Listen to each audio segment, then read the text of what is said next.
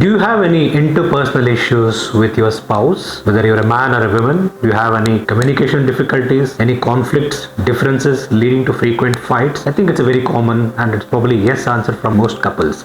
It's not just about spouses, husband and wife. Do you have any difficulties in dealing with differences with anybody? So let's try and understand how these differences arise, what are the manifestations, what goes on in somebody's thinking when somebody has a difference, why does it result in some kind of arguments or sometimes fights, and people also having long-term interpersonal difficulties in managing relationships, separations. In spouses it may even lead to divorces, court cases, litigations and so on. So let's try and take a step back and understand the psychological aspects of individual perceptions and how it leads to interpersonal differences, and also talk about what can be done about it.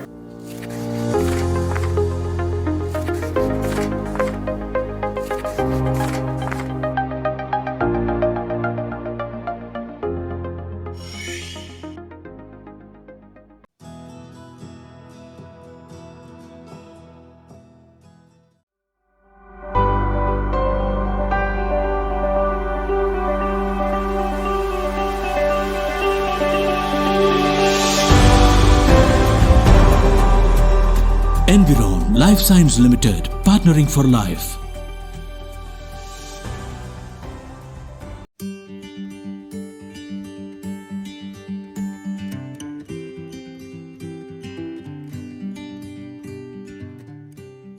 I'm Dr. Satish Ramaya. I'm the Medical Director of Marga Super Specialty Psychiatric Hospital in Yelahanka New Town, Bengaluru.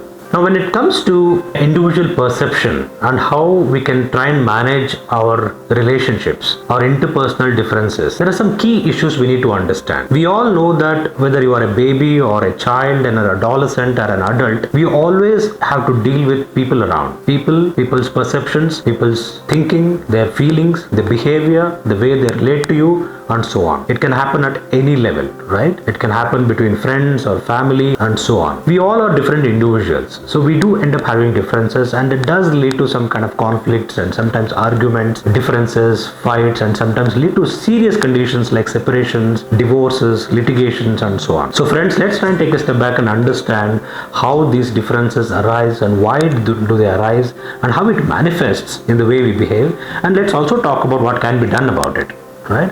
Now, first thing we need to understand is, look, we are all completely different individuals with different personalities. Now, from the time we are born, as we grow, we tend to have different experiences in life. Sometimes good experiences, sometimes not so good experiences. So when you combine all these upbringing issues, experiential issues, and at the same time genes you carry from your parents and family. We all have some genetic things carried from our parents and family, right?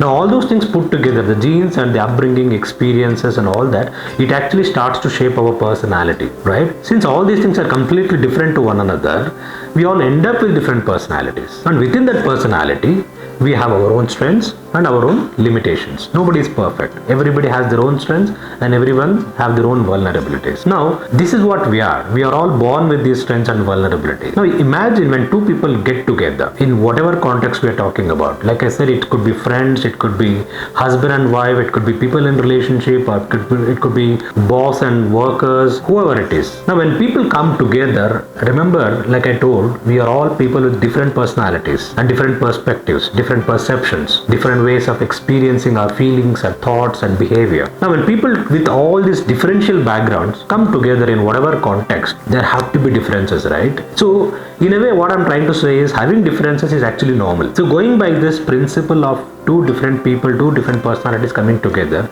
let's take an example of Marriage Institute, right? The man and the woman from completely different background, different parents, different genes, different upbringing, different experiences, different personalities coming together, getting married. Obviously, would expect differences. And moreover, it's not just the differences they bring in because of their personalities, it's also the different expectations from one another. So when I get married, I have certain expectations from my wife. She has to treat me like this, she has to behave with me like this and all that. Similarly, she will also have her own expectations. Now, the point here is having the difference in personalities and having different expectations, both coming together, we end up having always differences, fights, conflicts. That is normal. So going by this principle of having differential personalities, none of the marriages should actually work, technically speaking, right? But you'll actually see that many marriages do work. Some people are very happily married, some people are not, some people are partially happily married. Now, how does it work? We always wonder, how does it work when people are having different personalities? Why, how can things work? Let me tell you, there are certain principles the happily married couple or people in different types of relationships actually follow. So look, it's not like they have a manual, they sit, read and follow. Maybe it comes naturally for people. And what are those principles? And it is actually based on some factor analysis. A lot of research has gone into this in the psychology world, trying to understand the human behavior in the context of the personality, the perspectives and the expectation from each other, right? So in that context, the principles are: number one, how do we start appreciating each other's personality or perception, right? Appreciating means taking a note. Let's say, for example, I get married to my wife. I don't like certain characteristics in her. And she also has a different personality, right? Her own strengths and her own limitations. So the first principle is appreciating that, which means trying to understand, right? Trying to take a note of her personality, whatever it is, because she is what she is given her background. Principle number two is respecting it rather, which means you start to come to terms with that personality, right? You take a note and then you come to terms. Principle number three is compromise to some extent wherever possible, which means how do I adapt to this personality? So again, the question comes back to you. It's again within your paradigm. And like I said, the first thing is appreciation, then you respect, then now you are compromising or adapting to that personality. And the last principle is you take the ownership of her personality or perception.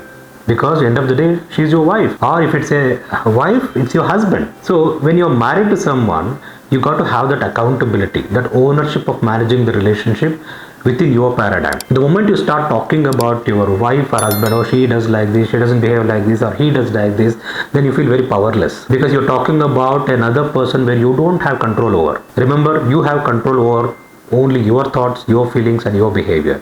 So it's better to work within that paradigm and feel powerful.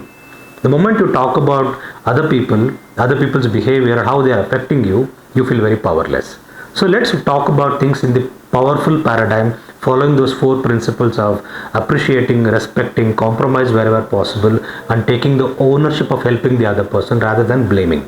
Right? We can only choose between two purposes in a relationship. Either you have to make things work or to make someone wrong. You have to choose one of these two. You can't choose both. For example, if you want to make things work, you can never blame anyone. Or if you want to blame someone or make someone wrong, things will never work out. So you have to choose. If you are in a relationship and want a happy, healthy relationship, please remember always this principle of choosing between making things work or making someone wrong. That does not mean that everybody else is perfect. Nobody is perfect. Like I told you at the beginning, everybody has strengths, everyone has vulnerabilities. It's about taking the ownership of the imperfection in your spouse and making it work. I'm not suggesting it's easy. Yes, it's going to be challenging, but the secret is there is no other alternative. That's the only way of making a relationship work. So how do you, in practice, how do you actually do it? Let me give a simple example. That whenever you have differences with anyone, like I said at the outset, it need not be your spouse, it can be anyone, your colleague, your friend, your boss, whoever it is. Always remember, people end up having their own perception about things. What is perception? Perception is the way you look at things, right? You will have your own ways of looking at things, your own perception, which you are entitled to. Likewise, everyone has their own perception. In a relationship, what works is perception and unconditionality. These are the only things that work. And ownership, of course. So it's not about who is right or who is wrong. It's about appreciating each other's perception. Now, how do you practically make it work when you have a difference with someone? Let's say I have a difference with my wife. Let me give a simple example. Let's say I want to buy a black fridge in my house and my wife wants to buy a white fridge. And taking that example, I'm going to teach you a technique of enrolling the other person without getting into argument and without making someone wrong. Step number one, you need to first become aware of your own perception. Become aware. Just understand what your perception is, because normally what we feel is perception is the truth. But the fact is perception is the truth only for the perceiver for that moment. It need not be the truth for the entire world. If I like black fridge, it's my perception, right? And I truly believe that black fridge is good for house, and by the end of the day I need to understand that is my perception only. However, my wife has a different personality, different perception. She is entitled for her own perception. Let's say she likes white fridge. Now there are two ways of dealing with. I can think, how can she like white fridge? How can somebody like white fridge? It looks so awful or ugly. But again, that is my perception. So if I only realize that okay, my perception is black fridge is better and my wife's perception is white fridge is better. There's no right or wrong here. we are having different perception. Now, how do I deal with it is, I realize that my perception is that I like a black fridge. Then for a second I put it aside and then try to put myself in my wife's shoes and see how it feels to like a white fridge, because she genuinely likes white fridge. Then I need to try to put myself and understand, hang on a minute, let me put myself and see how it feels to like a white fridge. Then if I put myself there, and I might start to feel, yeah, I can see that she's very passionate about white fridge for whatever reasons. I may disagree with it, I may not agree with it, I may not accept it, but I'm only appreciating here. I'm not asking you to agree or accept, but appreciate. Appreciating and agreeing are two different things. So once I realize that, she genuinely likes the white fridge and I need to appreciate it, I establish a dialogue with her by telling her that, look, I understand you like white fridge. Maybe if I was in your shoes, maybe I would have also liked white fridge. I completely get it. I'm not saying you're wrong. Then I put across my perception. Then I tell her, however, you know what, I like black fridge because of so and so reason. What do you think? So without making her wrong, I establish a dialogue there, appreciating her perception, but still firmly putting across my point.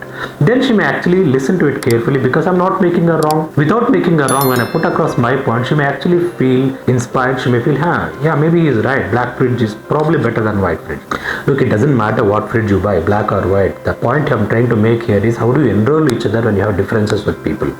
So you may continue to put your point across by appreciating, and she may also try to do that, and we end up getting into some alignment. The alignment could be black or white fridge, I don't know, but we get into some alignment. When the alignment happens, you have to own it up. If I align to white fridge, I should behave in a way that it was my decision. If I align to, or if she aligns into black fridge, she need to behave in a way that it was her decision or a joint decision. Only then things work. Having the differences will not work. So this is a simple technique of how to appreciate and enroll each other without making the person wrong. Like I said, the first step is realize your own perception, put it aside, then put yourself in the other person's shoes and see how it feels like to be different, having different opinion. Then you say the same things by appreciating them without agreeing or accepting. At the same time, put across your points also. Then you establish a dialogue. The person also does the same thing. You put across your points and you establish a dialogue, end up with some alignment. This all sounds very theoretic, but like I said, the practice is very, very important. You need to start practicing this. So going back to those 4 principles and practicing this enrolling thing, I think things can get better. Relationship can be very profound, healthy, and for the larger good. So what I'm trying to say is, in summary, it's perfectly normal to have differences with individuals because we are all completely different individuals, personalities. But we need to be aware that our own personality, our own perception is the truth for only myself. All other people are also entitled for the same thing, have differences. You appreciate that and then take the ownership of making things work in a relationship. So the paradigm lies in you.